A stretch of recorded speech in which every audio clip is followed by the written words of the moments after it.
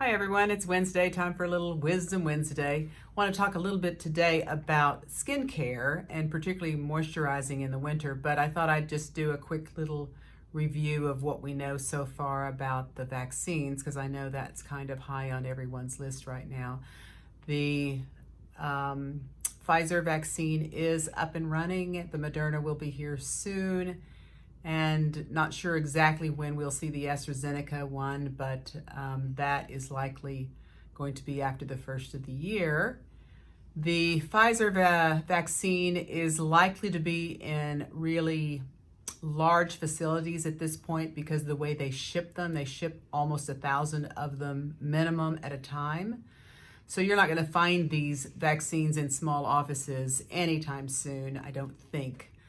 Perhaps some of the larger practices may get some after the first of the year, but right now these are going to be in medical facilities, and perhaps we'll start to see some matriculating over into the retirement villages and care facilities for the aged. So I don't think that the majority of us are likely to see vaccines coming our way anytime soon, more likely after the first of the year, but that will hopefully set up the world so that perhaps travel can begin again and people can get on the move and feel more comfortable out and about in social settings.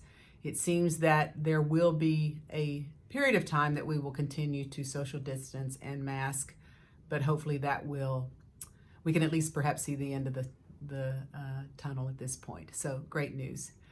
In the meantime, let's talk a little bit about skincare because it's winter and we're starting to see the months, the humidity is kind of down, the temperatures drop, and we kind of want to shift our skincare from light lotions and things and getting much more moisture into the skin. We start to see more fine lines and more wrinkles, and we really notice that dryness in the skin that can then begin to itch and flake and cause all kinds of skin conditions, but also begin to make us look a little older. So what would we recommend? First of all, you want to add moisturizer to your environment.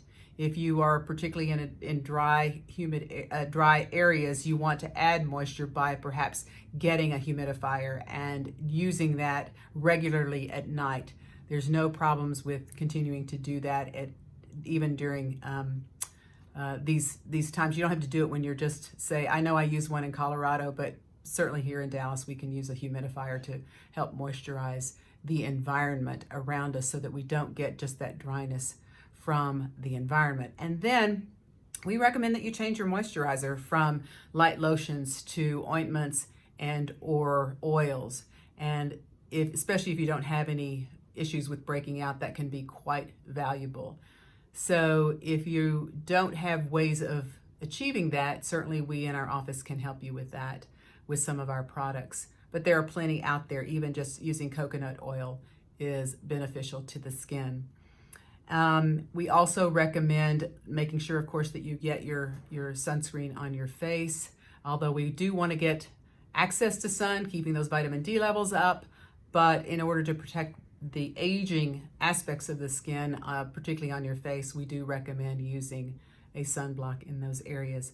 And lastly, but not least, we want you to really hydrate internally by taking in more water. There is some evidence that using waters that have more electrolytes can be of great benefit to the skin, and we recommend at least 2 to 3 liters a day, and just keep that going. There are a few products out there, waters that are out there that seem to have more electrolytes. There's an alkaline water and Icelandic water tend to have a few more electrolytes that can be beneficial to the skin.